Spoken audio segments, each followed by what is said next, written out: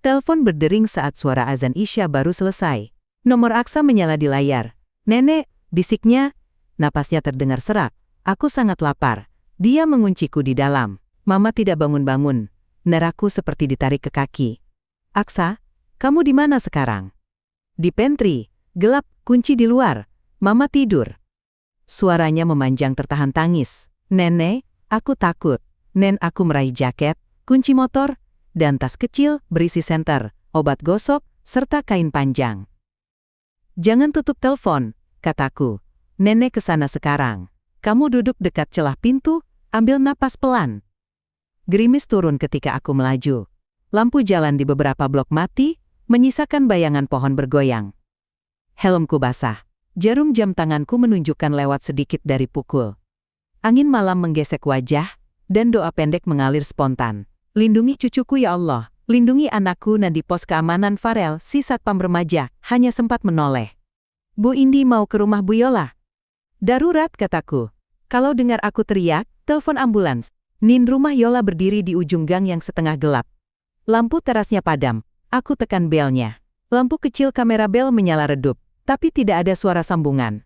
Aku mengetuk, memanggil Yola, "Rizal." Hening. Aku menempelkan telinga. Dari balik rumah terdengar dengung seperti mesin. Bau aneh merambat melalui celah jendela dapur. Asam menggelitik hidung seperti campuran bensin dan besi panas. "Nen, cahaya ponselmu ada?" tanyaku ke Aksa. "Baterainya hampir habis." Aku taruh jam tanganku di lantai. "Jamnya nyala, dengarkan." "Tutup hidungmu pakai kaos. Kalau pusing, rebahan." Nenku memutar gagang. Terkunci. Aku berlari ke sisi rumah. Jendela dapur dipasang kunci kait. Aku mengetuk kaca. "Aksa, kamu dengar bunyi ini?" "Dengar." "Menjauh dari pintu." "Ya, nenek akan masuk lewat jendela." Nenku telusuri pot tanaman, dan menemukan batu pipi besar. Tangan gemetar, tapi aku tahu tidak ada pilihan. Sekali pukul, kaca retak seperti sarang laba-laba. Tak ada alarm, aneh. Biasanya, sirene rumah berbunyi nyaring bila kaca pecah. Kututup bibir dengan kain panjang, menyapu serpi kecil, lalu memanjat masuk. Nan bau itu langsung menampar. Ruang dapur setengah gelap, kompor mati, tapi dengung keras datang dari arah belakang. Mungkin genset tetangga, atau aku tak yakin. Kusingkap tirai, membuka jendela-jendela lebar-lebar agar udara segar masuk. "Aksa, sabar, nenek di sini." Di sini, Nek," jawabnya, dari pintu kecil di dekat kulkas, dan pintu pantry tertutup gembok dari luar. Aku menunduk mengintip celah. Mata Aksa berkilat, pipinya kotor.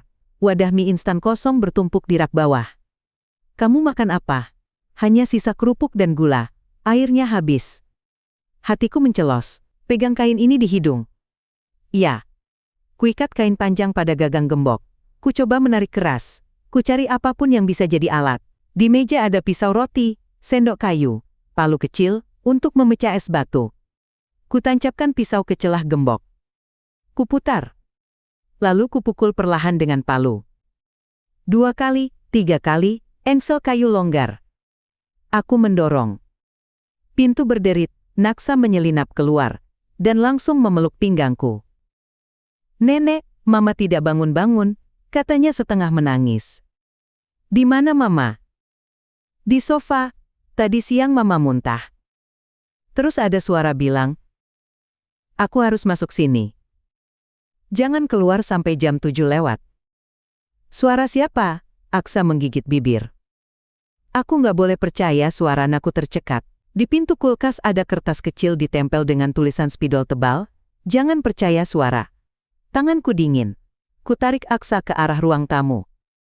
Yola terbaring di sofa. Wajahnya pucat. Rambut menempel di pelipis. Ada botol air mineral setengah kosong, dan cangkir kopi dingin di meja. Di sampingnya selembar plastik obat tidur generik. Beberapa butir hilang. Matanya tertutup. Napasnya dangkal. Detak di pergelangan lemah, tapi ada Yola. Kupanggil. Menepuk lembut pipinya. Tidak ada respons. Aku mendorong jendela ruang tamu, meminta angin masuk. Pusing merayap ke pelipis. Aku tahu gejala itu seperti paparan asap mesin. "Aksa, buka pintu depan. Kita butuh udara." "Waza," kataku. "Pintunya dikunci, Nek." Kupaksa gagang pintu depan. Benar, terkunci dari luar. Ada selembar rantai kecil dipasang rapi. "Mengapa? Siapa yang mengunci dari luar?" Menurut aku menolak mengembara terlalu jauh. "Fokus dulu." Bernapas. Selamatkan yang hidup. Kembali ke dapur.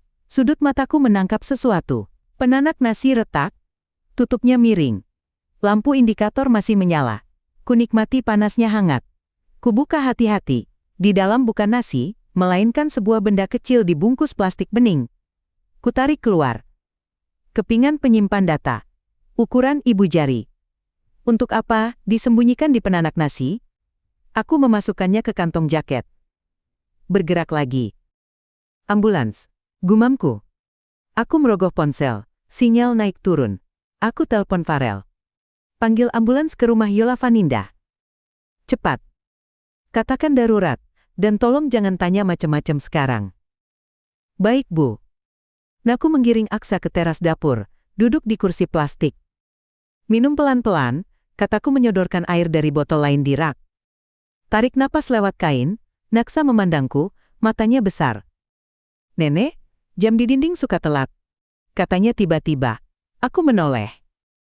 Jam dinding di ruang tamu berhenti sebentar, lalu bergerak lagi. Menunjuk waktu mundur 7 menit dari ponselku. Aku menyimpan keganjilan itu di kepala. Kamu tadi mengunci dari dalam? Tanyaku. Gemboknya di luar, Nek. Aku gak bisa apa-apa. Naku memeriksa lagi ruang. Tidak ada tanda perkelahian. Lantai bersih, terlalu bersih untuk orang pingsan mendadak. Di sudut dekat jendela belakang, ada pipa kecil menempel mengarah ke celah jendela. Aku tidak pernah melihatnya sebelumnya. Ujungnya hitam, berjelaga. Dengung mesin terdengar saat angin berhenti sejenak. Aku seret bangku, kuangkat pipa itu dari celah dan menjauhkan. Napasku segera terasa lebih lega, Ninyola masih lemah. Aku menepuk pipinya lagi. Sayang, dengar suara ibu. Kelopak matanya berkedut. Setitik harap muncul, tapi aku tak boleh mengandalkan harap. Aku memeriksa denyut nadi dengan jam. Lambat. Masih teratur, dan Aksa memegangi lenganku erat-erat. Dia bilang, kalau aku keluar sebelum jam 7 lewat, Mama akan marah. Siapa dia? Aku menatapnya. Aksa menatap lantai. Suara di telepon rumah. Bukan suara Mama, bukan suara ayah. Dan aku merinding. Telepon rumah. Panggilan dari siapa? Sirene mulai samar-samar dari ujung komplek. Lampu biru berpendar di dinding tetangga. Aku berdiri memberi isyarat ke Farel yang berlari-lari kecil di gang sambil menunjuk rumah ini. Aksa menggigil. Aku memeluknya lagi. Nan saat lampu ambulans berhenti di depan pagar, seorang pria berlari dari arah berlawanan. Payung hitam berayun. Rizal. Wajahnya basah oleh gerimis, nadanya tinggi. Bu Indi ngapain di rumah saya? Kenapa kaca dapur pecah? Ini mau bikin keributan apa? Nat, aku menatapnya tanpa melepas pelukan pada Aksa. Bilah kaca masih berserak di lantai dapur. Udara yang tadi pengap kini bergerak. Di meja, cangkir kopi dingin, plastik obat yang robek, dan catatan tempel di kulkas menatap balik. Bau asap mesin belum sepenuhnya hilang. Aku menyelamatkan anak dan istrimu, kataku. Suaraku lebih tenang dari hatiku. Kalau kau punya kunci, buka pintu depan. Rizal terdiam sepersekian detik, lalu merogoh saku. Dan ambulans menurunkan 2 petugas. Farel menahan warga yang mulai berkumpul. Hatiku berdetak keras. Malam ini baru mulai. Dan aku tahu kebenaran, yang mengendap di rumah ini, tidak akan diam lama-lama. Nen di ruang gawat darurat. Lampu putih, terasa terlalu terang. Yola terbaring dengan selang oksigen menempel di hidung, kulitnya pucat, bibirnya kering. Perawat mengambil darah. Dokter jaga mendengarkan paru-parunya, bertanya cepat. Aku menjawab sekenanya sambil menepuk punggung Aksa yang meringkuk di bangku. Dia tidak bangun sejak kami datang, Gin, kataku. Di rumah ada bau asap mesin. Pintu pantry digembok dari luar. Dokter mengangguk kecil. Gejala cocok dengan paparan gas. Kita periksa kadar karboksihemoglobin. Kalau ini benar, harus diawasi ketat. Ia menoleh pada perawat. Pantau saturasi tiap 5 menit. Di ujung ruangan, Rizal berdiri dengan wajah tegang, tetapi suaranya terlatih lembut ketika menoleh ke kerumunan. Saya tadi pulang dari menjemput obat. Sampai rumah, kaca dapur pecah. Ibu ini, dagunya mengarah padaku, memaksa masuk. Saudara bisa bayangkan? Ini rumah saya. Aku menoleh tajam. Aku merusak kaca karena cucumu Aksa, terkunci di pantry dan kelaparan. Istrimu tidak sadar karena kelalaian, mungkin. Nia menghela napas, lalu merogoh saku. Ia mengangkat lembaran plastik obat tidur yang tadi di meja. Istri saya sedang stres. Minum penenang. Saya sudah bilang jangan kebanyakan. Kebetulan mati lampu. Mungkin dia panik. Dan seorang tetangga yang ikut mengantar tadi Bu Reni, membisik ke perawat. Kami lihat kaca pecah, tapi Bu Indi tidak cerita banyak. Bisik-bisik merambat seperti semut di bibir meja. Ada yang menatapku dengan iba, ada yang serong. Aku menahan lidah. Mati lampu kapan? Tanyaku pada Rizal. Dari maghrib, jawabnya. Genset tetangga hidup. Mungkin asapnya masuk. Aku melirik jaketnya. Ada noda hitam samar di pergelangan. Dan saat ia bergerak, samar-samar tercium aroma minyak tanah bercampur jelaga. Aneh tanganku mengusap pelan lengan Aksa yang dingin. Aku berkata pada dokter, mohon, periksa juga kemungkinan paksaan. Ada gembok dari luar. Dokter menatap kami bergantian. Itu urusan kepolisian. Kesehatan dulu. Kalau gas ini berbahaya. Tak lama, Kompol Hendra Prasetyo masuk dengan 2 anggota. Kami saling memandang, dan garis tegang di wajahku sedikit melunak. Ia menepuk bahuku pelan. Bu Windy, saya butuh keterangan singkat, katanya pelan. Aku menceritakan telepon Aksa, bau asap, gembok, Yola pingsan. Catatan di kulkas, jangan percaya suara. Hendra menulis. Bola matanya tenang, tidak meloncat-loncat. Kamera bel di rumah ada, tanyanya. Ada, jawabku. Tadi lampunya menyala. Rizal menyahut cepat. Sudah lama rusak, kartu memorinya kosong. Hendra menatapnya. Kosong atau hilang? Rizal tersenyum tipis. Silahkan dicek, di luar ruangan. Yuni Hartati, Ibu Rizal, datang dengan langkah cepat. Kainnya berdesir. Bibirnya bergerak seperti mengaji amarah. Bu Windy, katanya menahan suara. Kalau memang ingin menolong, jangan menghancurkan rumah tangga orang. Rumah anak saya sekarang jadi tontonan. Aksa seharusnya pulang dengan ayahnya. Aksa mengeratkan genggamannya di jariku. Aku mendudukannya di pangkuan. Dia butuh tenang, Wimgo kataku. Yuni menatap cucunya. Wajahnya melembut sekejap, lalu kembali tegang. Aksa, ikut nenek Yuni. Ya, rumah nenek ada biskuit. Anak itu menyembunyikan wajah di lenganku. Aku sama nenek Windy. Nen perempuan muda berseragam dinas berwarna netral mendekat. Memperkenalkan diri, Maya Siregar. Saya pekerja sosial yang ditugaskan oleh rumah sakit. Kita perlu asesmen singkat tentang kondisi anak. Suaranya empatik, tidak memaksa. Ia bertanya pelan pada Aksa. Kapan terakhir makan? Apakah pusing? Apakah pernah dikunci sebelumnya? Aksa menjawab putus-putus, matanya sayu. Maya mencatat lalu menatapku. Untuk sementara, demi pemulihan, saya rekomendasikan Aksa dititipkan pada pengasuh utama yang membuatnya nyaman. Nanti ada kunjungan rumah. Ibu Windy bersedia? Aku mengangguk. Yuni menghela napas keras. Ini mempermalukan keluarga. Nanti Hendra masuk lagi. Kami akan ke lokasi. Satpam bilang ada jadwal pemadaman listrik yang ditempel di pos. Siang, bukan malam. Saya perlu pastikan. Rizal melipat tangan. Saya tidak tahu. Setahu saya, sore tadi gelap. Aku teringat dengung mesin dan pipa berjelaga yang kutarik dari celah. Aku menatap jaketnya sekali lagi. Mengingat bau itu.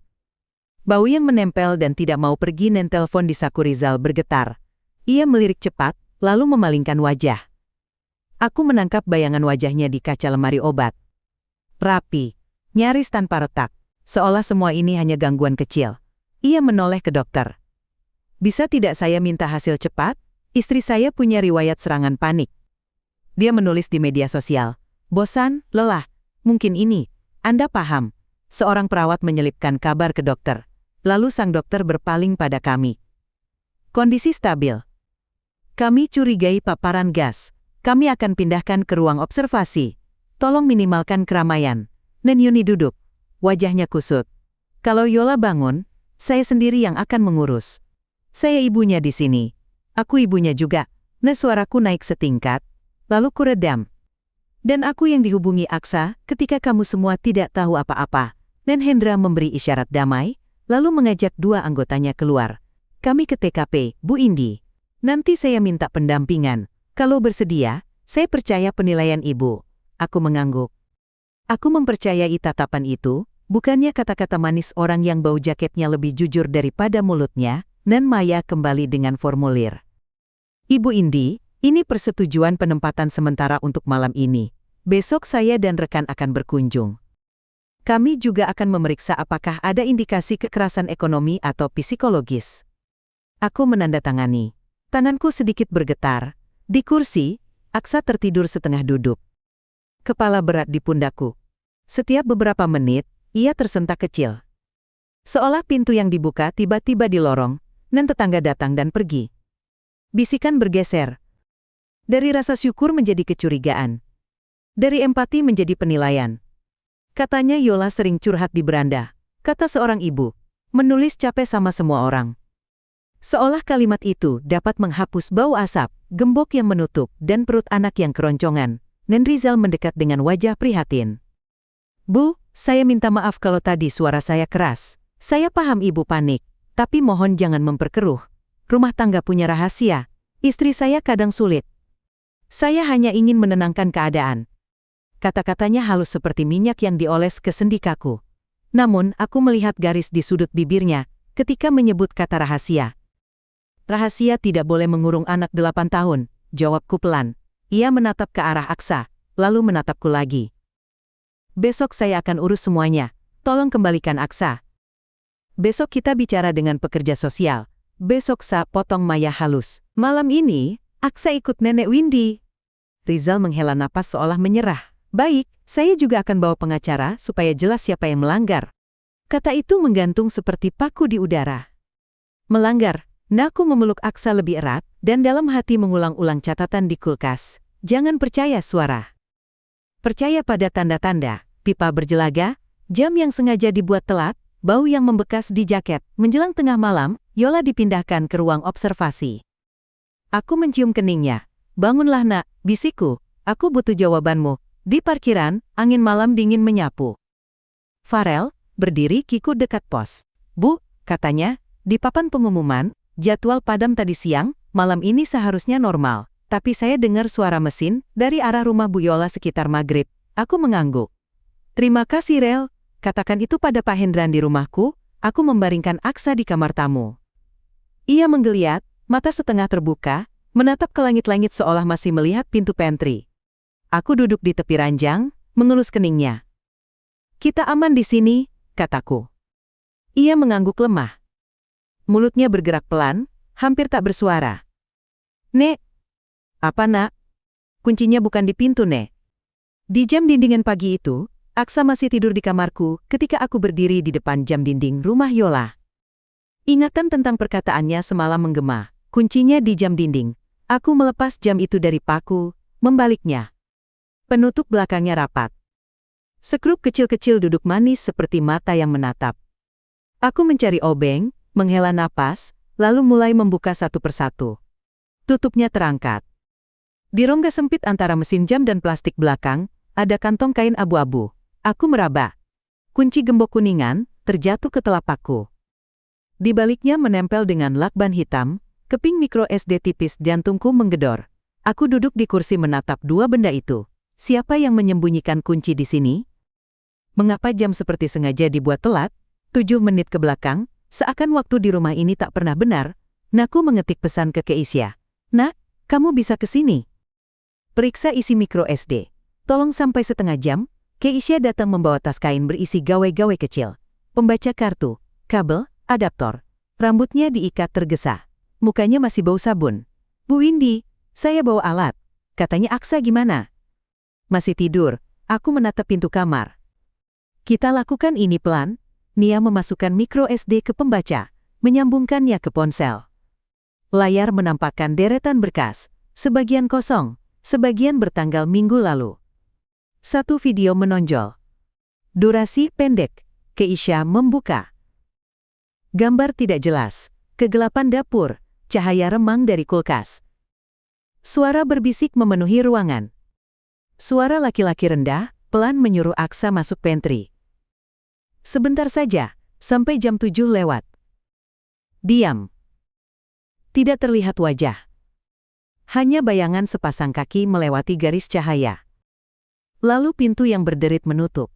Di akhir terdengar desis halus, seperti mesin dihidupkan jauh dari kamera. Kedua tanganku mengepal tanpa sadar. Itu bukan suara Rizal, Nan, kataku. Berusaha jujur pada telinga sendiri. Tapi entah kenapa aku merasa kenal.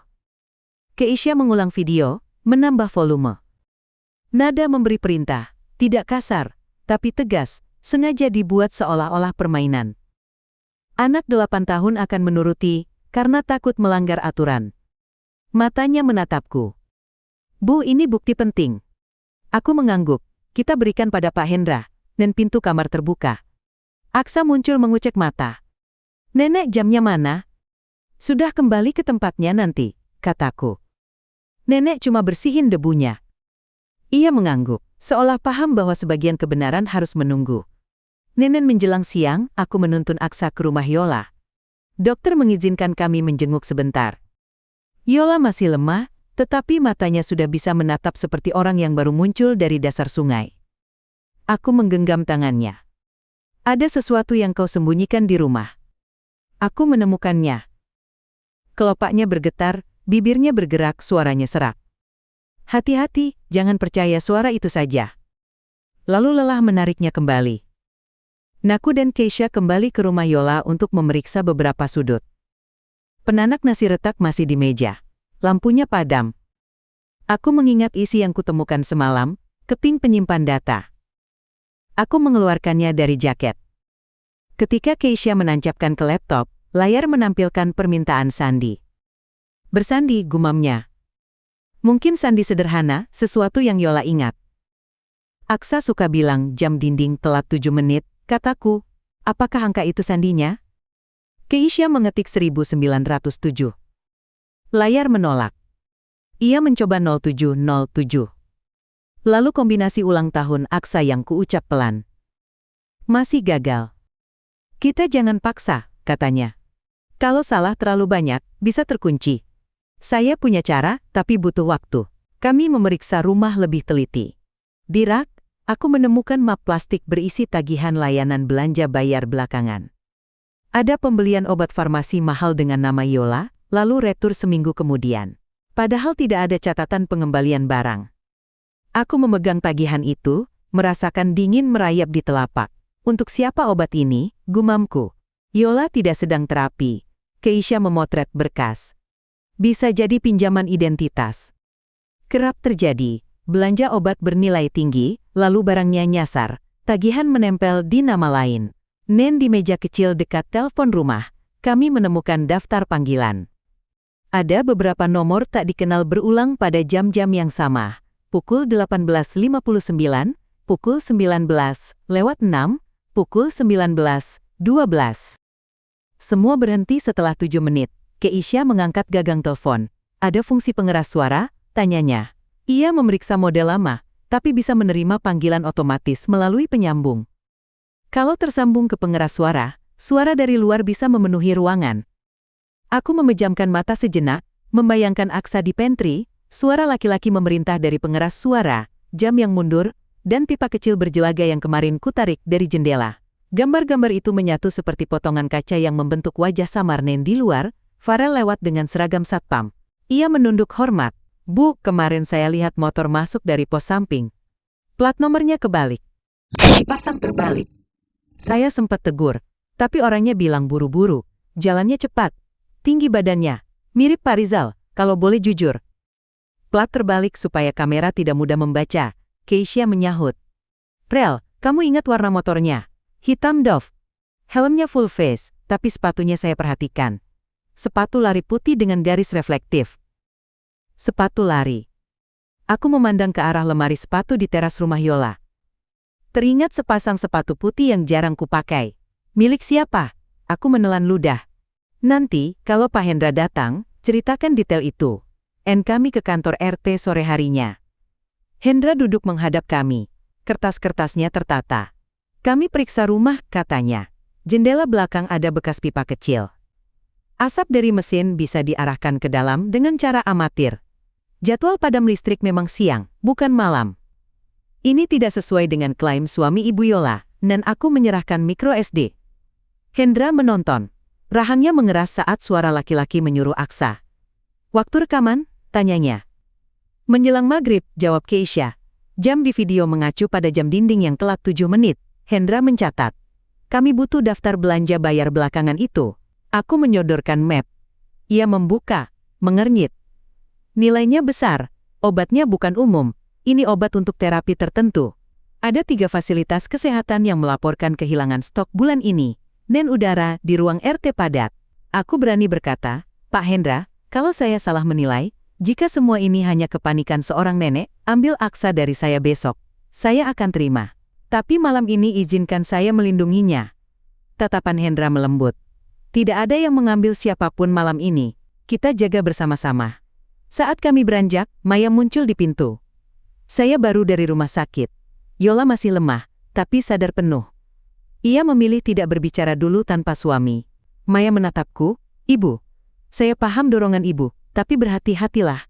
Ada jalur hukum dan ada batas keselamatan. Aku tahu. Jawabku. Namun batas itu seringkali digambar oleh orang yang punya kuasa. Maya menghela napas. Besok pagi kunjungan rumah, saya akan dampingi. Malamnya Keisha kembali ke rumahku. Bu, saya coba teknik lain. Bukan memaksa sandi, hanya membaca bagian yang tidak terkunci. Ia duduk di meja makan, menyalakan laptop. Keningnya berkerut, lalu matanya berbinar. Ada folder tersembunyi, namanya anterin jam 7. Ia membukanya, muncul peta alur paket dengan garis-garis yang menghubungkan alamat klinik, gudang dingin, dan titik-titik singgah. Di salah satu sudut ada catatan nomor seri. Cocokkan, tenggorokanku kering. Aku menyentuh bahu Keisha. Kita baru mengangkat sedikit tirai, kiri kataku. Tapi cukup untuk tahu yang kita lawan bukan sekadar rumah tangga bermasalah. Di kamar, Aksa berganti posisi. Selimutnya setengah terlepas. Aku menyelimutinya kembali. Di luar, jam dinding rumahku berdetak teratur. Waktu bergerak ke depan. Tidak ada lagi 7 menit yang dicuri. Namun, aku tahu 7 menit itu masih bersembunyi di rumah Yola, menunggu untuk diungkap habis-habisan pagi menjelang siang. Aku menjerang air di dapur dan menyiapkan jamu kunyit asam. Aksa duduk di meja, menggambar peta kecil gang komplek dengan pensil warna. Ini pos samping, bah katanya, menandai kota kecil. Di sini tempat Kak Farel jaga kalau malam. Di sini rumah Mama. Ia menggambar garis putus-putus dari pos samping ke halaman belakang rumah Yola. Garis itu seperti benang rahasia yang sengaja disembunyikan. Aku menatap peta itu lama-lama. Kamu pintar, hi kataku, mengelus rambutnya. Garis ini jangan kamu tunjukkan pada siapapun dulu. Simpan di buku gambar. Belum sempat aku meneguk jamu, ada ketukan keras di pagar. Suara yang kukenal serak dan terburu-buru. Sutarman berdiri di luar dengan kemeja kusut. Topi kusut menutupi rambutnya. Windy, panggilnya panjang. Kamu bikin nama saya jelek di kampung. Orang-orang bilang mantan istri saya bikin keributan di komplek orang kaya. Naku menarik napas. Jangan teriak, di sini ada anak. Ia melangkah masuk tanpa izin. Matanya melirik ke Aksa. Ini cucu kamu, bagus. Biar tahu neneknya ini suka bikin malu. Ia menepuk-nepuk saku. Saya butuh uang damai. Dulu rumah kita dijual setengah rugi gara-gara kamu keras kepala. Sekarang saya datang baik-baik. Damai apa? Tanyaku. Menahan diri. Damai supaya saya tidak cerita ke orang-orang tentang utang kamu pada saya. Suaranya meninggi, jelas ditujukan agar tetangga mendengar. Aku tersenyum hambar. Utang siapa? Pada siapa? Kamu mau mengada-ada? Silahkan, tapi jangan di depan anak. Dan aku menoleh pada Aksa. Masuk kamar sebentar, nak.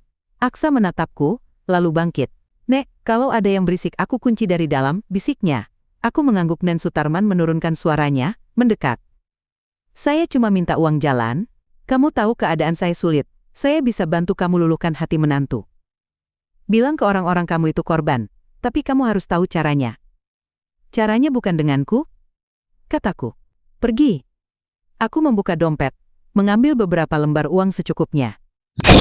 Ini uang makanmu hari ini, anggap sedekah. Jangan kembali menuntut. Ia menatap uang itu sejenak, lalu meraihnya cepat. Geram, karena tidak bisa panjang langkah. Kamu selalu merasa benar, Windy, katanya sebelum berlalu di pagar. Dua tetangga berhenti pura-pura melihat tanaman. Bisik-bisik berputar seperti angin. Itu mantan suaminya, ribut lagi. Satu kabar buruk cukup untuk menenggelamkan 1000 kebaikan, dan orang-orang lebih senang menilai daripada mengingat. Dan tak lama, Yuni Hartati muncul di ujung gang, dengan kerudung rapi dan tatapan dingin. Ia berhenti di depan pagar yang belum sempat kututup. Saya dengar mantan suami ibu datang. Jadi benar ya, rumah tangga bermasalah dari dulu. Ia tertawa kecil, kering.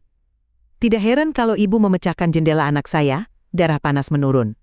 Bu Yuni, kataku lembut tapi tegas. Aku pecahkan jendela untuk menyelamatkan cucu dan anakku.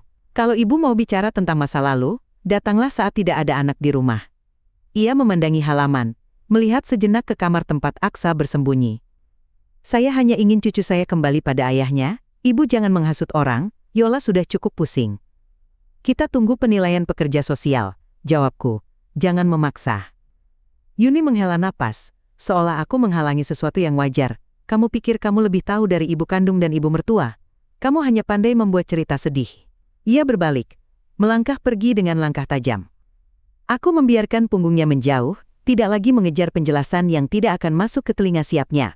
Menjelang siang, aku menitipkan Aksa pada Keisha 2 jam saja dengan pesan tegas. Jangan keluar rumah, jangan membuka pintu untuk siapapun selain aku. Aku berangkat ke kampung, menempuh jalan yang berkelok di pinggir sawah. Rumah lamaku berdiri di ujung lorong kecil. Catnya pudar, pagar berkarat. Di beranda, kursi rotan tua masih ada. Tempat dulu aku duduk, menenangkan ibu-ibu yang ketubannya pecah lebih awal. Di dalam lemari aku mencari map plastik berisi sertifikat bidan dan catatan kelahiran. Benda-benda yang bagiku macam baju besi. Pengingat bahwa aku pernah berdiri di persimpangan nyawa orang lain. Dan memilih menjaga, bukan menutup mata. Aku duduk sebentar di kursi itu, menatap halaman yang dulu sering dipakai anak-anak bermain kelereng. Di sini aku pernah bersumpah diam-diam. Kalau ada suara lemah meminta tolong, aku akan memecahkan dinding apapun. Kaca, adat, atau rasa malu. Hari ini suara itu datang dari cucuku, dan dindingnya bukan hanya jendelan sore. Aku menuju kantor polisi di kota. Kompol Hendra menerima di ruang kecil, dengan kipas berdecit, berkas bertumpu di mejanya. Di atasnya selembar peta kota. Bu Windy, katanya, saya ingin ibu melihat ini. Ia menunjuk 3 titik merah. Dalam 1 bulan, 3 fasilitas kesehatan melaporkan kehilangan stok obat kanker. Jumlahnya tidak besar tiap kali, tapi kalau dikumpulkan signifikan. Ada pola, hilang di hari yang sama, lalu ada pergerakan paket dingin ke gudang yang tidak resmi. Garis di peta anak saya. Aku teringat peta Aksa, menyambung dari pos samping ke halaman belakang, bisa jadi jalur masuk cepat. Hendra mengangguk. Pos samping jarang dijaga ketat. Farel, satpam muda, sering bertukar shift. Dia bilang melihat motor masuk malam hari dengan plat terbalik. Keterangan ini kami catat. Aku menelan ludah. Rizal. Hendra menahan jeda sejenak. Profilnya rapi. Ramah pada tetangga, rajin menyumbang untuk kegiatan RT. Selalu ada alasan untuk setiap pertanyaan. Ini membuatnya disukai. Di rumah, menurut penilaian awal pekerja sosial, ada tanda-tanda kendali ekonomi. Dompet istri dikuasai, tagihan atas nama istri, pembelian tidak wajar. Yuni, tanyaku. Sejauh ini, beliau menganggap semua ini lebay, berlebihan. Beliau percaya anaknya tidak mungkin melakukan hal buruk. Itu wajar sebagai ibu, tapi sulit untuk penyelidikan. Aku menceritakan tentang pipa berjelaga, jam dinding telat, kunci di dalam jam, catatan tempel di kulkas, dan micro SD, yang berisi suara laki-laki menyuruh Aksa masuk pantry. Hendra menyimak tanpa memotong, hanya sesekali menuliskan sesuatu. Nen, ada satu hal lagi, kataku. Sutarman datang ke rumah, berteriak minta uang damai. Orang bisa salah sangka, mengira semua ini ulah masa laluku. Hendra memandang langsung ke mataku. Apakah beliau punya hubungan dengan suami Yola? Tidak. Ia hanya bayang-bayang masa lalu yang menempel. Ia bisa menjatuhkan nama, tapi tidak sanggup menyusun rencana. Ia bukan orang yang menyembunyikan pipa di jendela. Hendra mengangguk. Baik, kami tidak akan membiarkan kabut gosip menutupi jejak. Saya akan minta keterangan Farel lebih rinci, termasuk jam buka tutup pos samping. Kami juga akan telusuri jejak belanja bayar belakangan yang ibu tunjukkan. Natun aku menggenggam map sertifikat bidan. Pak, Kalau jalur yang kita masuki terlalu licin, saya paham kalau Bapak menyarankan saya mundur. Ia tersenyum tipis. Ibu terlalu lama menolong orang untuk mundur sekarang. Tapi kita tidak bermain sendiri.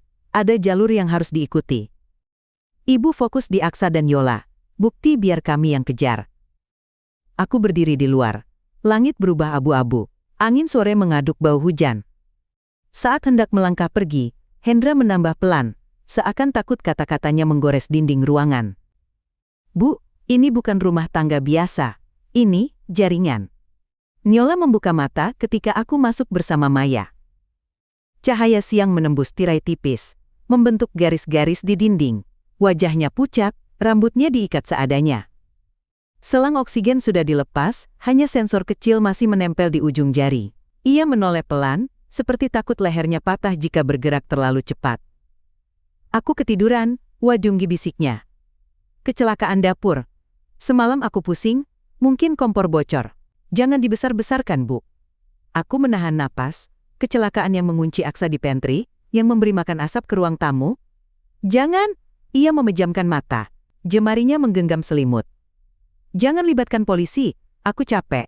Nan Maya berdiri di ujung ranjang. Suaranya lembut tapi tegas.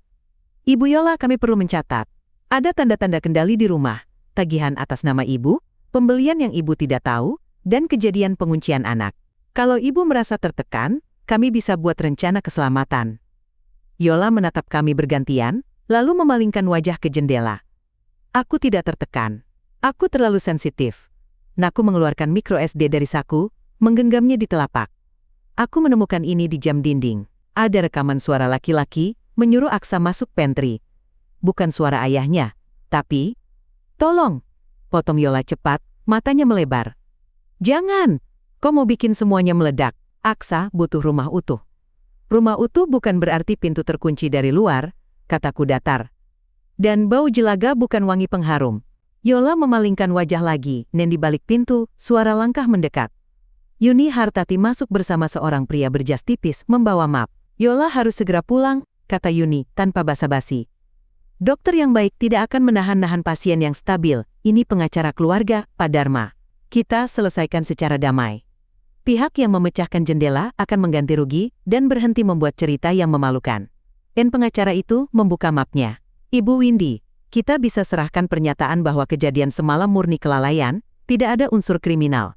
Anak terkunci karena bermain, bukan dikunci. Dengan begitu semua tenang, tidak perlu ada laporan saling tuduh. Maya menatapku, seolah memberi isyarat agar aku tidak terperosok dalam debat panas. Namun, amarahku menyala. Kelalaian macam apa yang membuat pipa berjelaga menyembul dari jendela? Kelalaian macam apa yang membuat jam dinding telat 7 menit seolah menunggu perintah? Pengacara itu tersenyum tipis. Senyum orang yang sudah sering melihat badai dan melipatnya jadi angin. Semua bisa dijelaskan. Soal pipa, mungkin kebetulan. Soal jam dinding, jam murah memang sering telat. Yang penting anak sehat, Ibu Yola sehat. Mari fokus ke itu. Yuni menyentuh lengan Yola.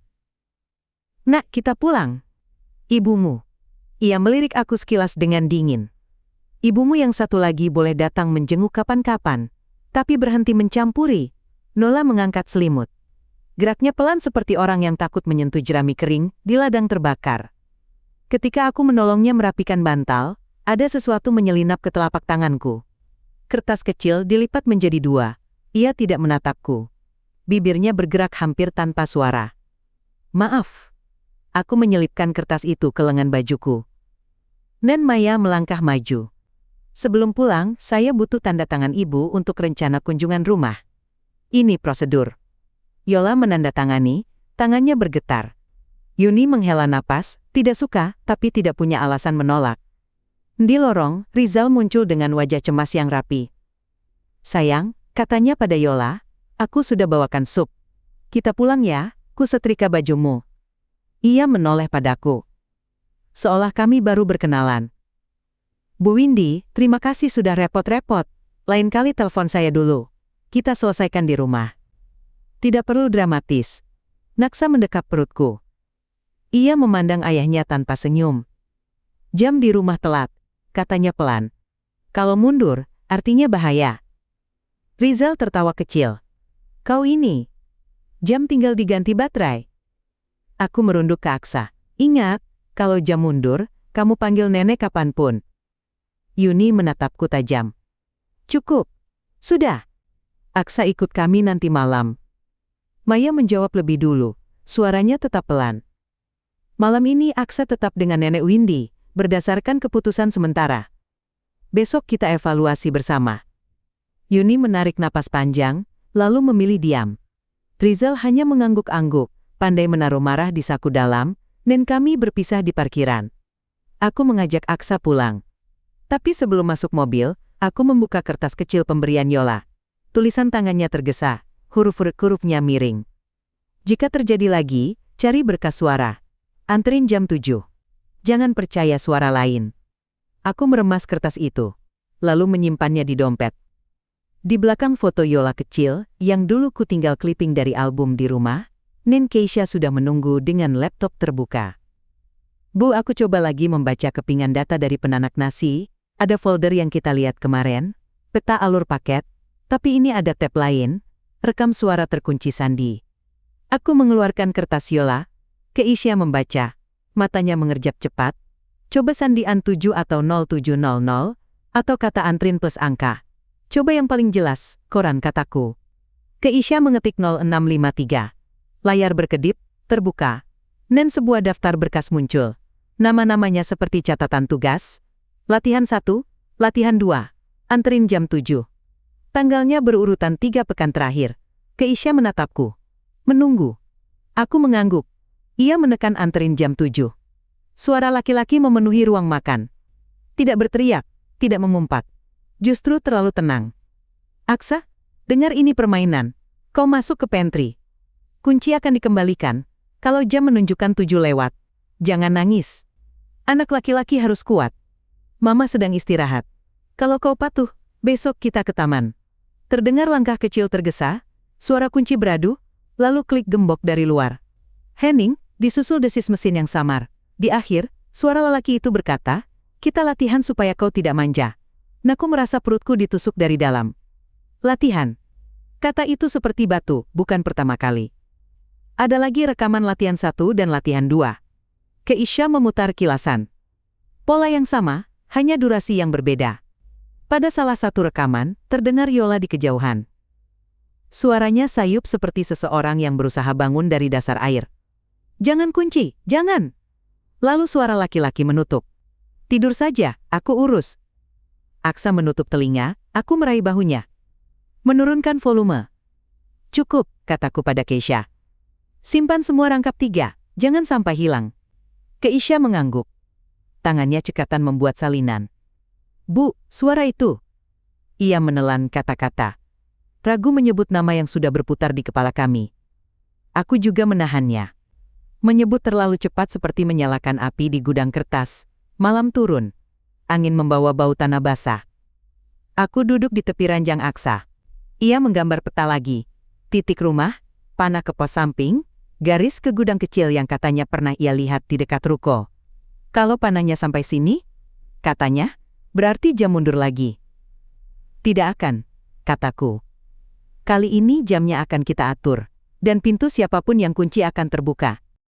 Di ruang depan, aku menatap kertas kecil Yola sekali lagi. Jangan percaya suara lain. Suara yang lain itu mungkin akan datang malam ini, besok, atau pekan depan. Mencari celah untuk menutup mata kami lagi. Tapi, kami kini memegang sesuatu yang lebih keras dari kaca jendela. Rekaman yang tak bisa dibantah. Dan besok, apapun yang mereka bawa, kata damai, ancaman, atau senyum, akan bertemu dengan kalimat yang sama dari bibirku. Tidak lagi dan pagi berikutnya, Keisha datang membawa tas kecil berisi kabel-kabel, pemulih data, dan sebuah ponsel cadangan. Ia duduk di lantai ruang tamu rumah Yola, membuka panel kunci pintar yang terpasang di pintu pantry. Dulu aku yang bantu pasang, Bu, katanya lirih. Rizal minta agar bisa dikendalikan dari ponsel. Katanya, biar praktis. Bisa diambil jejaknya, tanyaku. Bisa, kalau belum dihapus total. Jemarinya menari di layar. Setelah beberapa saat, matanya menyipit. Ini dia, log penguncian. Ia menggeser tabel kecil yang menampilkan baris-baris waktu. Pantry dikunci pukul 19:07 dari perangkat bernama RA Prime. RA. Tenggorokanku kering. Awalan nama Rizal Ardiansyah. Perangkat primer. Dan ini, ia menunjuk grafik.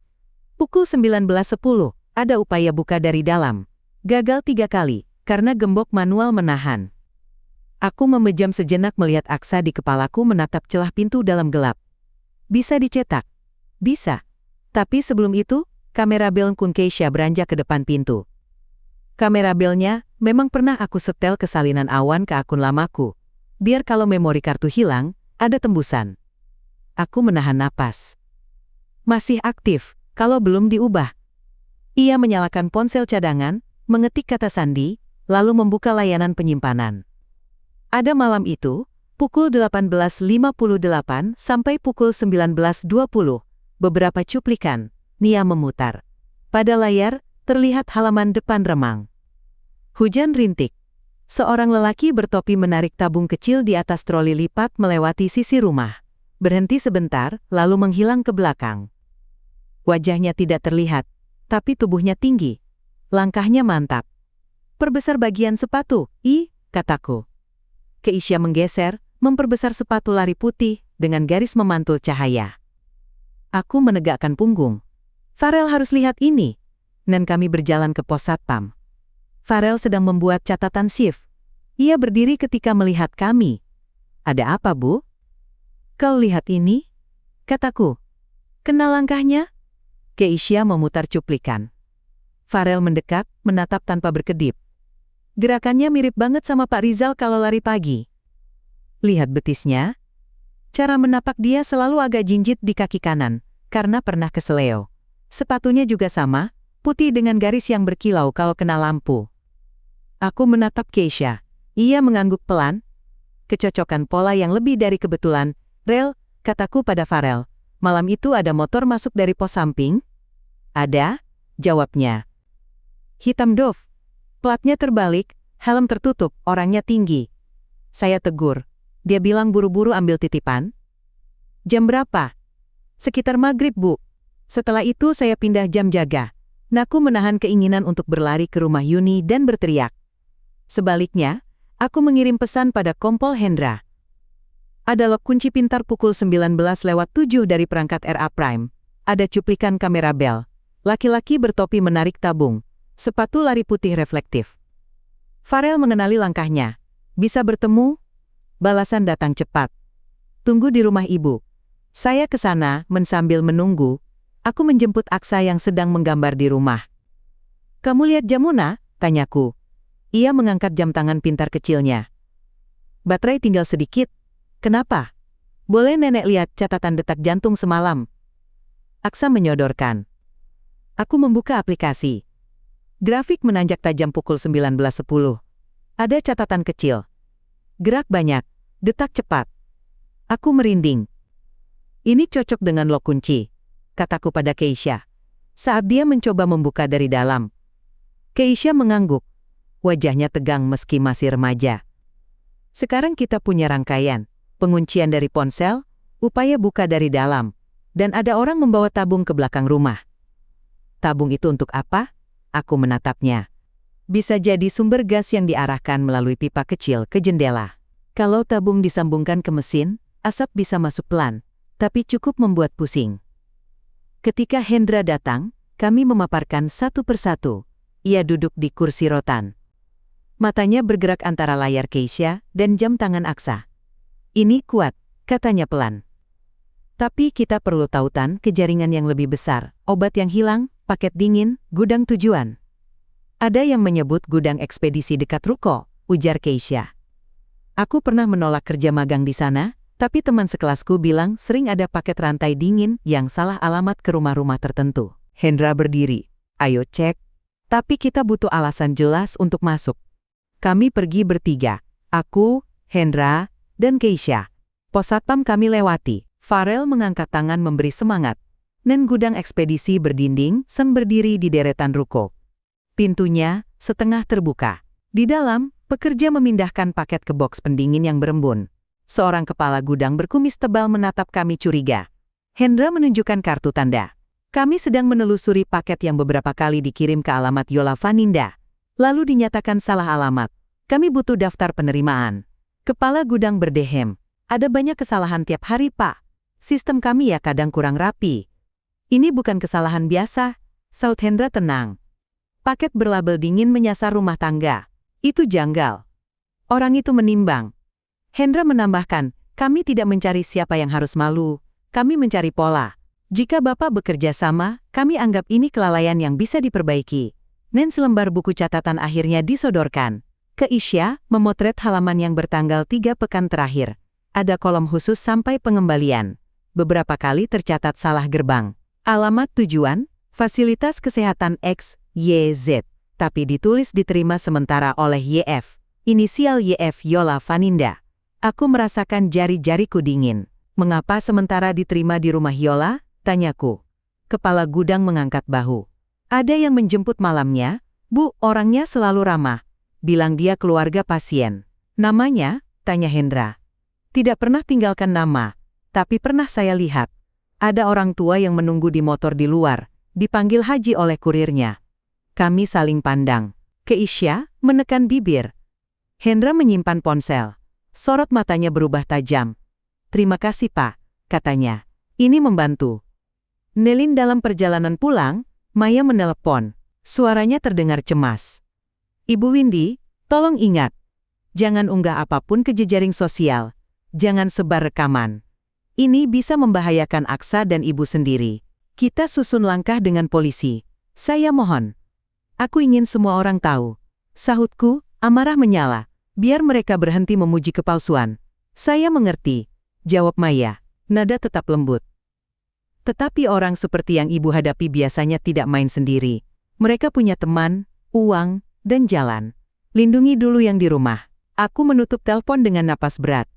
Ke Isya menatapku, ragu. Bu, aku bisa kirim rekaman ini ke banyak orang, dalam sekali tekan. Jangan, kataku akhirnya. Kita pilih siapa dan kapan. Sampai di rumah, Hendra menerima panggilan dari seseorang di kantor. Ia mengangguk-angguk, menatap kami, lalu menutup telepon.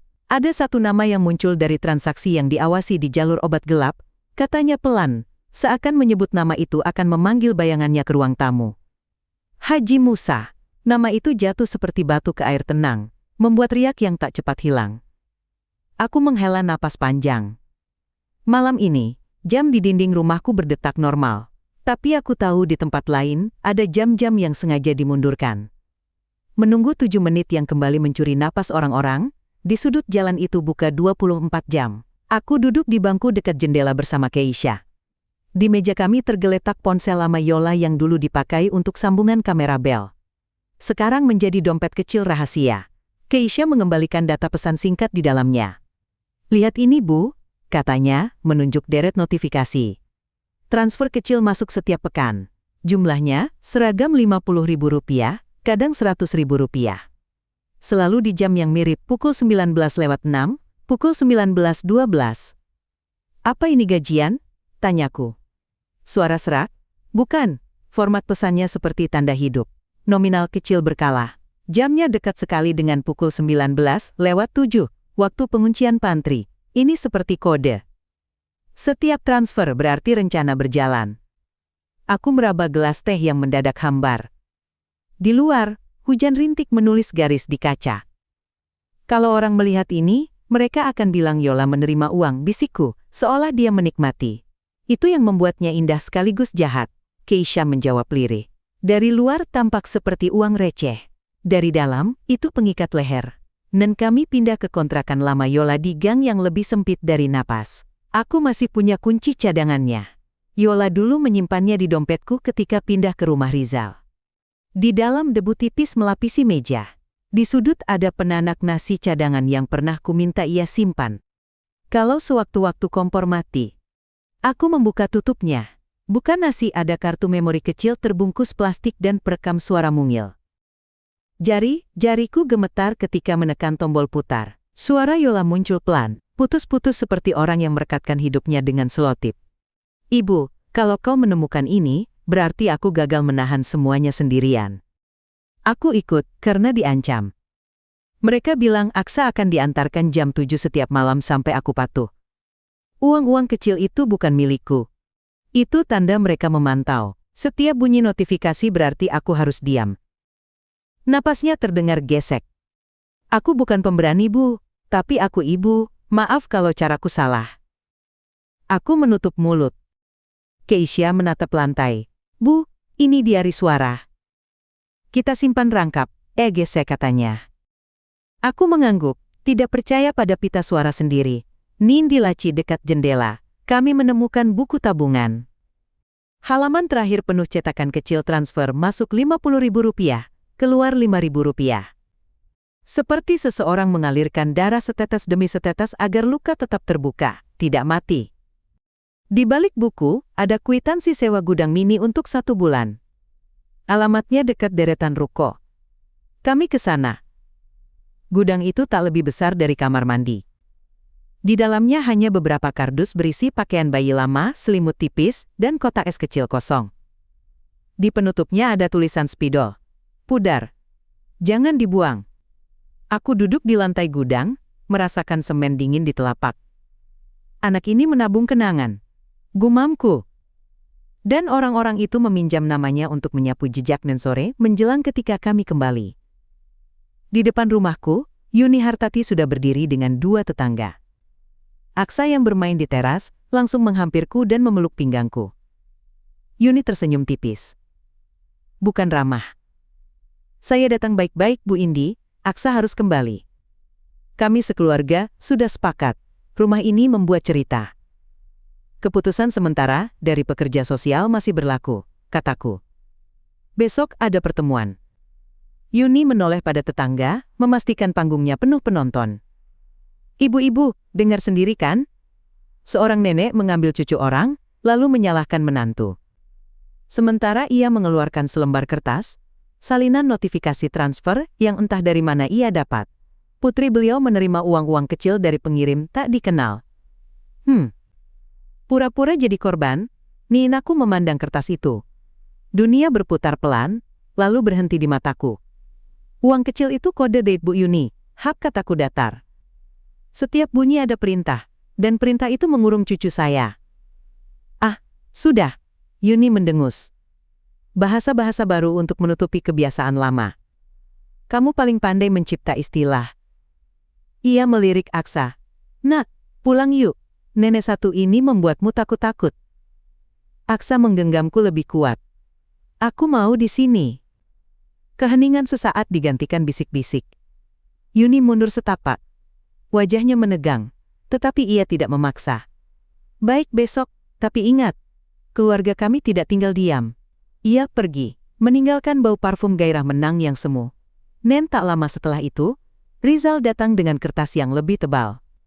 Saya menyampaikan somasi, katanya pada nada yang dibuat netral, atas perusakan properti dan pencemaran nama.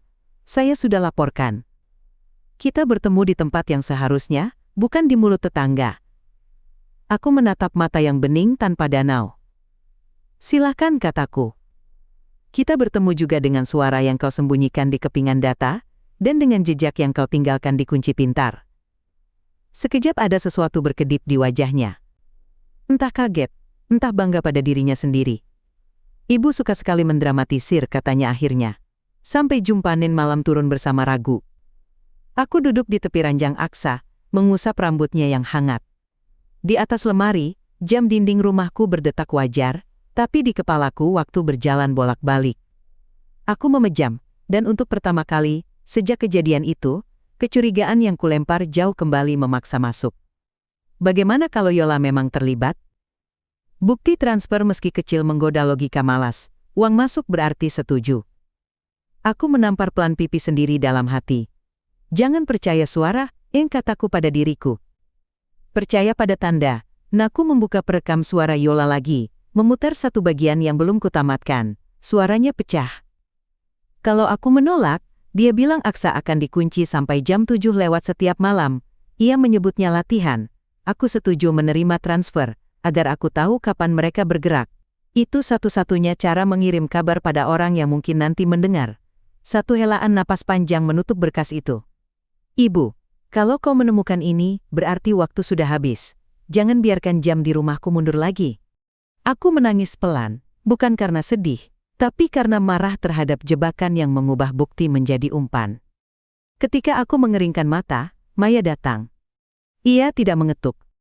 Ia menelpon dari depan pagar, takut mengejutkanku. Aku mempersilahkan masuk. Di tangannya ada map tipis. Saya tahu ini tiba-tiba, katanya, duduk di kursi menghadapku. Tapi melihat eskalasi, ancaman halus, tekanan keluarga, dan laporan balik, kami mengeluarkan surat perintah perlindungan sementara untuk Aksa. Artinya, selama proses, Aksa tetap bersama ibu, ada aturan kunjungan terawasi. Jika ada percobaan pengambilan paksa, ibu berhak meminta bantuan segera. Naku menatap kertas itu lama-lama, seperti memandang matahari dari balik kain. Lega, tapi menyengat. Terima kasih, Mun Negi, kataku parau. Maya melanjutkan, suaranya pelan. Ini bukan kemenangan, ini tanda bahaya tertulis. Orang yang merasa cerita mereka goyah biasanya makin berani. Lindungi diri, simpan satu tas darurat, pakaian, obat, salinan berkas. Tetapkan kata sandi dengan Aksa. Kalau ia bilang jam mundur, itu artinya ia terancam. Aku menarik napas dalam-dalam. Di kamar, Aksa bergerak menggumam tak jelas. Mungkin menagih janji es krim yang belum sempat kubeli. Aku meraih pulpen, menulis di selembar kertas, lalu menempel di dinding dekat jam. Kunci bukan di pintu. Kata itu akan mengingatkanku ketika suara-suara lain mencoba merobek telinga. Suara tetangga, suara pengacara, suara mantan suami, bahkan suaraku sendiri yang kadang gentar. Maya berdiri hendak pamit. Besok saya ke kantor polisi, kita susun langkah. Ibu tidak sendiri. Aku mengangguk, dan mulai malam ini, kataku, menatap jarum jam yang tetap setia pada waktunya. Tidak ada lagi 7 menit yang dicuri dari rumah kami. Nen sejak pagi, aku menata toples-toples jamu di teras. Kunyit asam, beras kencur, temulawak. Di seberang jalan, panitia musola memasang pengeras suara untuk pengajian malam. Ramai adalah tameng terbaik. Itulah yang kubutuhkan. Aku menemui ketua RT, menjelaskan rencanaku dengan kalimat sederhana. Open house jamu bareng pengajian untuk syukuran kecil. Banyak orang adalah saksi. Ia mengangguk. Mungkin belum paham seluruhnya, tapi cukup percaya. Nen siang, Keisha datang membawa 2 ponsel. Sebuah papan penampil kecil dan kabel. Bu, kita jalur ganda, katanya. Kamera bel di rumah Yola tetap menyala. Ponsel lama Yola jadi pemancar cadangan. Siaran langsung kita kirim ke beberapa tujuan. Layar di musola, akun grup warga, dan simpanan pribadi. Kalau satu diputus, yang lain tetap hidup. Jangan sebut banyak-banyak, kataku menahan degup. Yang penting tidak bisa dipadamkan. Ia memasang ponsel di bawah atap teras, menguji sudut. Suara dari pengeras musola merambat, lantunan ayat dan doa permohonan. Di dapur, aku melatih napas. Nen Maya datang membawa map dan senyum tipis. Aksa di mana? Di kamar depan. Kau jagai? Tanyaku. Maya mengangguk. Aku duduk di dekatnya. 2 ibu-ibu posyandu ku bawa sebagai pendamping. Kalau ada yang mencoba mengambilnya, kita tahan dengan cara halus. Nen sore, Farel muncul dengan boks pendingin kosong yang kami pinjam dari klinik tetangga. Ini tampak meyakinkan, menus, katanya. Menepuk tutup. Aku akan antar ke alamat palsu dekat ruko, lalu kabari paket salah alamat. Seperti biasa, nomor yang biasa menjemput pasti tersambung. Jaga dirimu, kataku. Ia mengangguk. Matanya gugup tapi tekadnya jelas. Menjelang Isya, kerumunan berdatangan. Jamaah pengajian duduk di halaman musola. Tetangga mampir ke terasku, mencicipi jamu. Aku menyapa satu-satu. Silahkan, gratis. Doakan Yola cepat pulih. Orang-orang mengangguk. Sebagian sok manis, sebagian benar-benar peduli. Di tengah riuh, Yola datang didampingi perawat relawan. Wajahnya masih pucat, tapi matanya sudah memegang keputusan. Kami duduk di bangku bambu di belakang tirai tipis. Aku akan bicara, katanya pelan. Syaratnya satu, Aksa aman di depan mataku. Dia di kamar depan dengan Maya. Jawabku. Kau lihat tirainya terbuka segini. Yola mengintip. Melihat Aksa bermain kartu kecil dengan ibu-ibu posyandu, ia menarik napas panjang, lalu mengangguk. Baik. Kalau siapapun mencoba, kita hentikan. Pohonjen Kompol Hendra datang tanpa seragam lengkap, hanya kemeja dan jaket. Ia menyalami ketua RT, berbicara pelan, lalu memberi isyarat kepada panitia musola. Layar kain putih digantung di dinding musola. Katanya untuk menayangkan ayat dan terjemah, tetapi malam ini akan menayangkan sesuatu yang lebih duniawi.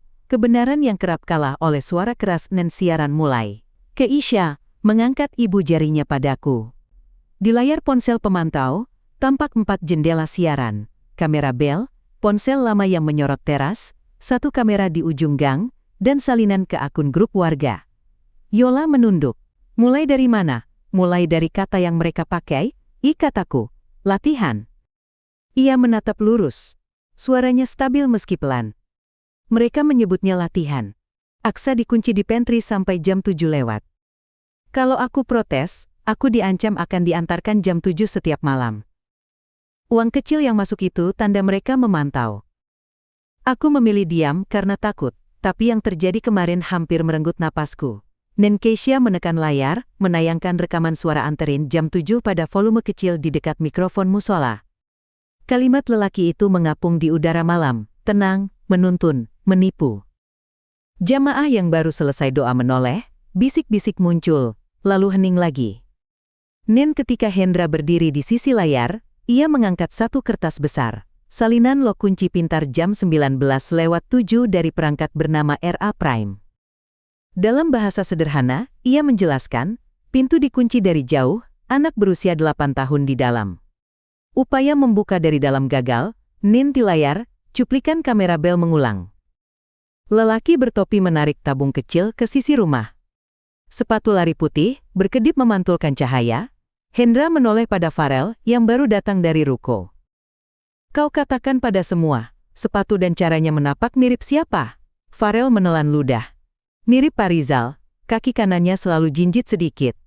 Rizal muncul dari kerumunan, rapi. Senyumnya terbentuk sempurna. Di sampingnya, Yuni melangkah cepat, wajahnya kaku. Apa ini? Seru Rizal. Rumah ibu kota atau panggung pertunjukan? Ibu menayangkan fitnah di musola, koniniaku berdiri. Tubuhku gemetar, tapi suaraku terang. Kami menayangkan apa yang terdengar dan terlihat. Kalau ada yang mau menyangkal, silahkan berdiri di bawah layar. Rizal tertawa pendek, tetapi matanya tajam. Ibu suka sekali orang berkumpul. Baik, aku juga punya tontonan. Ia mengangkat kertas somasi, namun Hendra memotong, menunjuk layar lain. Nota pembelian pipa sambungan, dan kwitansi sepatu lari dengan tanggal yang berdekatan. Ini salinan belanja atas nama siapa, dan ini foto sepatumu yang sama dengan jelaga di sisi. Rizal menoleh sekilas, lalu menenangkan wajahnya kembali. Semua orang bisa punya pipa, jelaga bisa dari mana saja. Nini melangkah ke depan menatap jamaah. Ibu-ibu, jangan tertipu, nenek ini mengambil cucu saya. Dia membuat anak saya tampak buruk. Aksa berdiri di ambang kamar, tangan Maya di bahunya. Ia menatap layar, lalu ayahnya, lalu layar lagi. Aku tidak mau dikunci lagi, dan katanya pelan. Namun terdengar di pengeras musola karena mikrofon menyorot ke arahnya. Hening merata, dan ketindatin saat itulah ponsel Farel bergetar. Ia membisik pada Hendra. Pak, umpan berhasil. Orang penjemput sudah di ruko. Dia bilang, Haji nanti susul kalau aman. Keisha menangkap kalimat itu. Menambahkan siaran dari ponsel Farel. Bayangan lelaki mengambil boks pendingin di ruko. Berbicara di telinga dengan suara ditekan. Siap Ji. Paket palsu. Tapi ada ramai di musola dan Yuni menyambar ponsel Keisha. Mencoba merebut. Berhenti. Ini aib. Ia mengangkat ponsel itu tinggi hendak menghantam lantai. Aku refleks menahan. Namun Keisha sudah lebih dulu membuat salinan berjalan. Layar musola tetap menayangkan. Grup warga di sisi lain juga tetap hidup. Notifikasi bermunculan seperti hujan batu. Tidak bisa dipadamkan, kata Keisha. Napasnya pendek dan Hendra mengangkat tangan. Suaranya tenang, tetapi menutup semua celah gugup. Ibu-ibu, bapak-bapak, kita jaga ketertiban. Ada anak di sini. Kami akan tindak lanjuti penjemput di ruko. Mohon tidak ada yang menghakimi dengan tangan. Biarkan hukum bekerja. Tapi buktinya jangan hilang. Nen Rizal maju setapak, berusaha meraih Aksa. Nah, ikut ayah. Maya berdiri di depan Aksa, lembut tetapi kokoh. Tidak malam ini. Yola bangkit, memegang tirai agar tidak jatuh. Suaranya pecah, namun jelas. Jangan ambil anakku, aku sudah cukup diam. Ia menatap Rizal. Lalu Yuni. Kalau kalian mau bicara tentang aib, pandanglah pipa yang kalian selipkan di jendela. Pandang jam yang kalian mundurkan. Aku sudah selesai menutup mata. Dan suara orang-orang meninggi, lalu mereda ketika Ustadz Musola berdiri, menaruh mikrofon di tengah, membaca doa singkat agar kebenaran diberi jalan. Setelah amin terakhir, Hendra memberi isyarat pada dua anggota yang sejak tadi berdiri di belakang. Mereka melangkah cepat ke arah ruko, dipandu Farel. Keisha menyusul setengah berlari menenteng ponsel pemantau. Nenaku merangkul Aksa dan Yola, menuntun keduanya masuk ke dalam, mengunci dari dalam, bukan dari luar. Di teras, Yuni mengetuk kaca, matanya menyala. Kalian pikir ini selesai?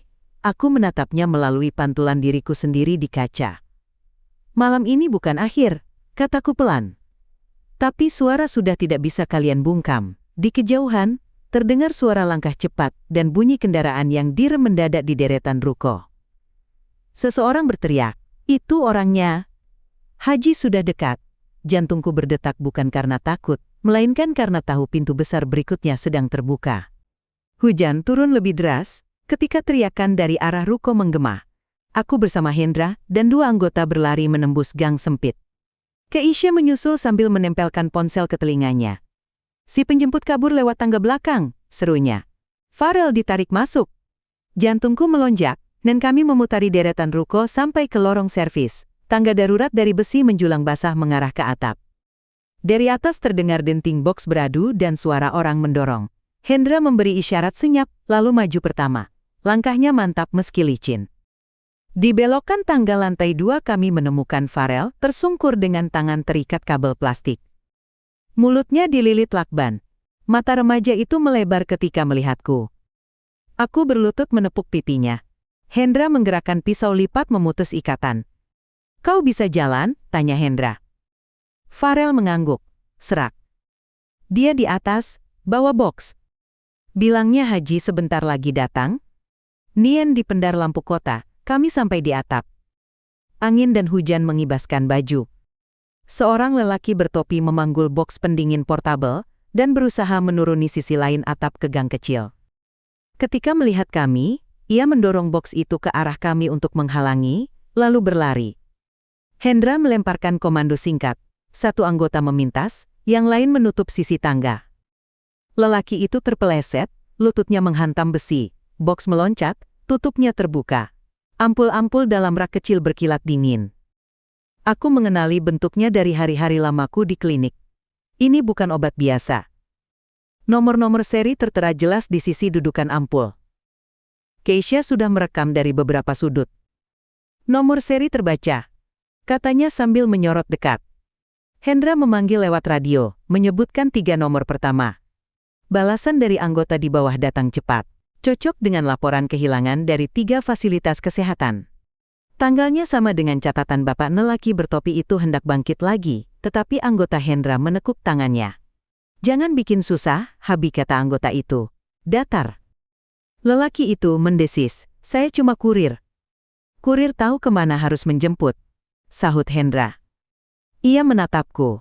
Kita turunkan semua buktinya ke bawah. Di bawah, gudang ekspedisi sudah setengah dikepung warga yang penasaran, namun ditahan garis polisi dadakan. Hendra menahan kerumunan dengan telapak tangan. "Tenang, ada prosedur, kami masuk ke dalam." Kepala gudang yang tadi ramah sekarang pucat.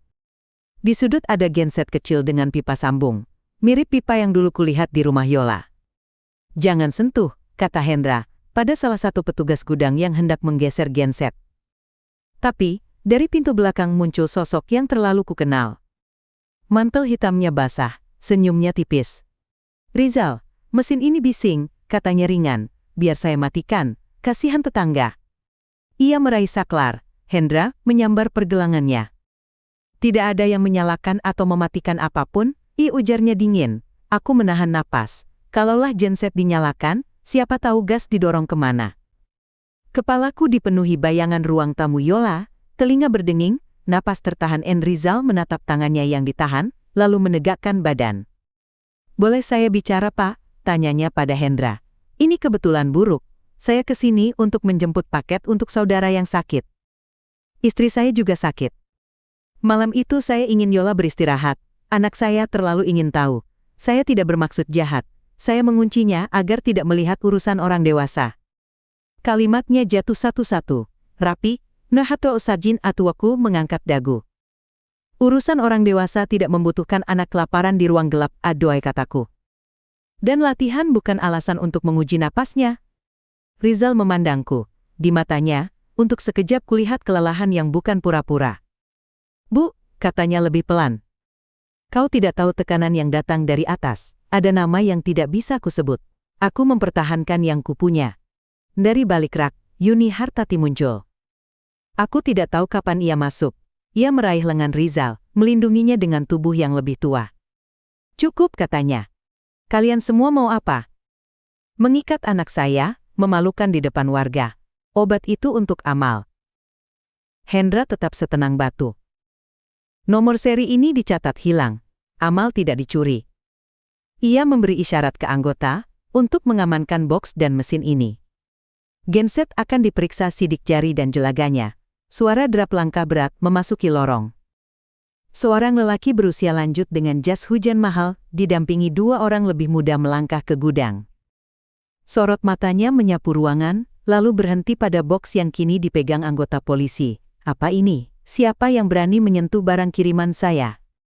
Suaranya datar, tapi mengandung harga diri yang dinyalakan uang. Orang-orang memanggilnya Haji Musa. Hendra melangkah maju menunjukkan tanda. "Kami menyentuh barang yang kehilangannya dilaporkan resmi. Tuan memiliki bukti kepemilikan sah?" Haji Musa tersenyum kecil, menyapu air hujan dari lengan. "Bukti? Saya punya bukti bahwa saya membantu pasien-pasien miskin mendapatkan obat sulit. Negara lambat. Saya cepat. Cepat tidak sama dengan benar," sahut Hendra. "Dan memaksa seorang anak masuk ruang gelap bukan jalan menuju surga." Haji Musa memiringkan kepala menatap Rizal. "Kau ceroboh," katanya datar. "Kau membiarkan suara bocor." Rizal menunduk. Rahangnya mengeras. Yuni memeluk putranya lebih erat, namun genggamannya goyah, dan aku melangkah setengah ke depan. Aku sungguh ingin melempar kunci gembok yang kutemukan dari jam dinding ke kaki Rizal.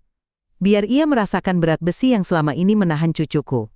Tapi aku ingat Aksa, ingat jam yang kubetulkan. Ingat niatku memutus siklus, bukan memuaskan amarah. Keisha berdiri di dekat pintu, ponselnya terus merekam. "Koordinat disiarkan," bisiknya ke Hendra. "Backup sudah di jalan." Di ponselnya kulihat halaman grup warga dipenuhi tulisan. "Jangan datang. Beri ruang. Doakan." Malam ini, untuk sekali warga menahan diri dan Hendra memberi isyarat. Dalam hitungan detik, borgol mengunci pergelangan tangan dua orang anak buah Musa. Haji Musa sendiri menahan tangan di depan, mencoba menunjukkan kelasnya. "Kalian tahu siapa saya?" tanyanya ke ruang, "Bukan kepada siapapun." Hendra menjawab tanpa mengangkat suara. "Kami tahu perbuatanmu." Ia memberi tanda, dan dua anggota mendekat pada Musa. Lelaki tua itu tidak melawan, hanya menatap sekitar. Seolah menilai apakah ada pintu lain yang bisa dibuka. Malam ini tidak ada, dan Rizal menarik napas panjang. "Saya akan bicara," katanya tiba-tiba. "Saya yang mengunci Aksa, saya menyalakan pipa. Saya takut ia melihat orang datang membawa tabung. Aku kira itu melindunginya." Kata melindungi terdengar begitu cacat di udara. "Melindungi bukan menutup napas," kataku. "Anakmu akan belajar bahwa cinta tidak berbentuk gembok." Yuni menatapku dengan mata merah. "Kau puas?" Suaranya pecah. "Kau menghancurkan keluargaku." Aku melangkah mendekat. Suaraku serendah mungkin agar tidak memantul sebagai kemenangan. "Aku memilih menyelamatkan anak dan putriku. Sisanya urusan kalian dengan hukum dan hati kalian sendiri." Dan petugas membawa box-box ke mobil dinas. Keisha menyerahkan salinan lock kunci, rekaman suara, dan cuplikan kamera bel pada Hendra. Farel menunjukkan catatan plat motor yang ia tulis segera setelah melihatnya, huruf dan angka terbalik, semua ditumpuk menjadi rangkaian yang utuh. Jam tangan Aksa yang mencatat detak panik pukul 19.10, lock kunci pintar pukul 19:07, video cloud yang tidak sempat dihapus. Nomor seri yang cocok, pipa yang menunggu saksi ahli jelaganya, dan hujan mulai menipis ketika kami keluar dari gudang. Aku menatap langit yang berawan, merasakan pegal berjalan bersama sejak malam pertama. Hendra berdiri di sampingku, menyelipkan buku catatannya ke saku. Selesai satu pintu, katanya pelan, seakan berbicara pada malam. Tapi akan ada pintu-pintu lain yang harus kita jaga sama-sama. Aku menatap ke arah rumahku, membayangkan Aksa yang mungkin sudah tertidur. Yola duduk di kursi menunggu kabar. Kunci akan kami simpan di tempat lain, jawabku. Bukan di jam, bukan di saku orang lain, di tangan kami sendiri. Dan hari putusan digelar di ruang sidang yang kecil, namun penuh. Aku duduk di baris ketiga bersama Maya, Keisha, dan Farel. Di depan, Kompol Hendra berdiri sebentar, lalu duduk lagi. Matanya tetap mengawasi. Yola di sebelahku, menggenggam ujung selendangku. Aksa tidak ikut. Ia di rumah bersama dua ibu-ibu posyandu, bermain ular tangga. Nen Hakim membacakan rangkaian kalimat seperti batu-batu yang disusun rapi. Haji Musa dinyatakan bersalah atas pencurian dan peredaran obat vital, pemalsuan dokumen, serta membahayakan nyawa. Hukuman 12 tahun penjara dengan denda besar. Barang bukti dirampas negara. Rizal Ardiansyah bersalah atas pembahayaan nyawa, kekerasan dalam rumah tangga secara psikis dan ekonomi, serta perantara pengalihan obat curian. Hukuman 6 tahun penjara dan kewajiban mengikuti program pemulihan perilaku. Hakim juga menyebutkan larangan mendekati Yola dan Aksa setelah bebas, kecuali melalui proses pengadilan. Yuni Hartati tidak dihukum pidana, namun wajib mengikuti konseling keluarga, dan dilarang mendekat ke Aksa tanpa pengawasan pihak dinas. Selama masa pemulihan, Yola menutup wajahnya, bahunya bergetar pelan. Aku memeluknya. Bukan pelukan kemenangan, lebih seperti pelukan orang yang baru menapaki tanah setelah lama melangkah di atas jembatan tali.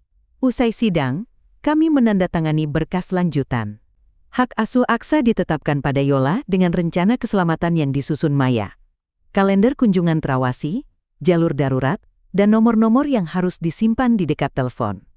Hendra mengangguk ke arah kami sebelum pergi. Bagus sekali kerjasama kita, katanya singkat. Aku menatapnya dengan syukur yang panjang, dan hari-hari berikutnya tidak langsung berubah menjadi terang. Pemulihan ternyata bukan jalan lurus. Ia berliku seperti gang sempit tempat orang belajar melambat. Aksa memulai sesi terapi bermain 2 kali seminggu. Ia menggambar peta rumah. Kali ini dengan pintu-pintu terbuka, jendela luas, dan sinar matahari menembus tirai. Ia memberi nama pada tiap pintu. Terus terang, minta tolong, tidak apa-apa takut. Di sudut kertas, ia menulis kecil. Jamnya maju. Setiap selesai menggambar, ia menempelkan kertas ke lemari pendingin. Dengan magnet berbentuk bintang, Nen aku dan Yola memperbaiki jam dinding, yang dulu sering telat 7 menit. Tukang jam tua di pasar, membuka punggung jam, membersihkan roda gigi, mengganti pegas, lalu menghapusi lakban yang dulu menyembunyikan kunci. Kami membawa pulang jam itu seperti membawa bayi di rumah. Kami menggantungnya di ruang tengah, jarumnya bergerak mantap, tidak ada lagi waktu yang dicuri. Kunci gembok kuningan yang dulu kugenggam saat menyelamatkan Aksa kami ubah menjadi hiasan teras. Farel mengikatnya pada benang nilon bersama beberapa gantungan kecil. Ketika angin lewat, gembok itu berdenting pelan, bukan seperti ancaman, melainkan pengingat. Kunci ada di tangan kami sekarang, bukan pada siapapun yang ingin mengurung. Sore-sore, terasku menjadi tempat pertemuan kecil. Aku menamai gerakan kami, pos jaga pintu. Bukan organisasi, hanya kebiasaan baru. Kami belajar membaca tanda-tanda. Pintu yang selalu terkunci dari luar, tagihan yang tiba-tiba datang atas nama istri, jam yang mendadak mundur, anak yang membisu saat ditanya soal makan malam. Keisha mengajarkan melek teknologi, menyetel kamera bel kesalinan awan, membuat kata sandi yang tidak mudah ditebak, memeriksa lock kunci pintar. Maya membawa lembar panduan sederhana, bagaimana membuat rencana keselamatan tanpa memicu pertengkaran, cara menyimpan bukti tanpa mengundang bahaya. Farel bercerita tentang plat terbalik, dan apa yang harus dilakukan jika melihat hal janggal di gerbang. Kami tidak mendorong orang untuk menjadi pahlawan terburu-buru. Kami mengajak mereka menjadi tetangga yang peka. Suatu malam, Sutarman berdiri di luar pagar. Ia menatap hiasan gembok yang berdenting. "Kamu sudah menang, Win," katanya tanpa berteriak. "Saya tidak akan datang lagi minta ini itu." Aku memandangnya, tidak membenci lagi, tidak juga merayakan. "Pergilah memperbaiki sisa hidupmu," jawabku. "Aku akan menjaga sisa hidupku di sini." Ia mengangguk, dan pergi tanpa membuat keributan. Bayang-bayangnya memudar dari gang seperti tulisan kapur yang disapu hujan. Dengan Yola, aku belajar berbicara pelan, tapi jujur. Kami duduk di meja makan, secangkir teh di antara kami. "Maaf," kataku pada suatu malam. "Dulu aku terlalu cepat memberitahu harus begini, harus begitu. Seolah pengalaman bisa diturunkan seperti resep. Aku tidak selalu tepat." Yola menatapku, matanya hangat. "Aku juga minta maaf," balasnya. "Aku menyembunyikan terlalu banyak karena malu, karena takut nanti ibu menganggapku bodoh." Ternyata aku justru mengurung diri. Kami tertawa kecil. Tawa yang lahir setelah lama menangis. Kami lalu menyusun batas keuangan atas nama Yola, telepon rumah berpindah ke tempat yang terlihat, kamera bel dengan akses bersama, dan satu kata sandi rahasia keluarga. Jika salah satu dari kami mengatakan jam mundur, itu artinya minta tolong secepatnya. Musim hujan berlanjut, namun rumah kami tidak lagi terasa lembab oleh cemas. Aksa suka membantu di warung jamu. Ia belajar menakar gula merah, menyusun botol, dan menyapa pembeli dengan selamat sore yang lantang. Sesekali, ia memeriksa jam dinding, lalu menoleh padaku sambil mengacungkan ibu jari. Kami saling mengerti tanpa kata unden. Pada hari Minggu, aku mengantar Yola kembali bekerja di klinik. Ia berjalan pelan menyusuri lorong, menyapa rekan-rekan yang sempat ragu, namun kini menatapnya dengan hormat. Di meja administrasi, ia menempel selembar kertas kecil. "Jangan percaya suara yang membuatmu mengecil." Kalimat itu sederhana, tetapi membuat udara di ruangan seolah membuka jendela yang lebar. Malamnya, setelah semua piring dicuci, teleponku berdering. Nama Aksa menyala di layar. Jantungku sempat memadat. Kebiasaan lama memang sulit hilang, lalu mencair ketika suara cerianya menyambar. "Nenek, aku kenyang. Tadi makan sop ayam dan puding. Boleh aku kunci pintu sendiri sebelum tidur? Aku janji ku buka kalau nenek datang." Aku menahan air mata yang mendesak. Bukan sedih kali ini, melainkan syukur yang berkilat. "Boleh," jawabku. "Kuncinya sekarang di kamu, Nak. Kita semua punya kunci." Nah, setelah telepon ditutup, aku duduk di teras. Angin menggerakkan gembok hias. Dentinya bercampur dengan detak jam dinding dari dalam rumah. Waktu bergerak ke depan tidak lagi mundur 7 menit. Di jalan, lampu-lampu kecil menyala satu persatu. Aku menatap langit yang bersih dari jelaga. Ada pintu-pintu lain di sekitar kami, mungkin masih terkunci, tapi kini aku tahu harus mengetuk bagaimana, memecahkan kaca kapan, dan merawat luka sesudahnya. Malam terasa ringan. Dan untuk pertama kalinya, sejak semua ini bermula, aku menutup mata tanpa mendengarkan apakah ada suara yang memerintah dari telepon rumah. Yang tinggal di kepalaku hanya suara Aksa, "Nenek, aku kenyang." Itu cukup menjadi jaga malamku.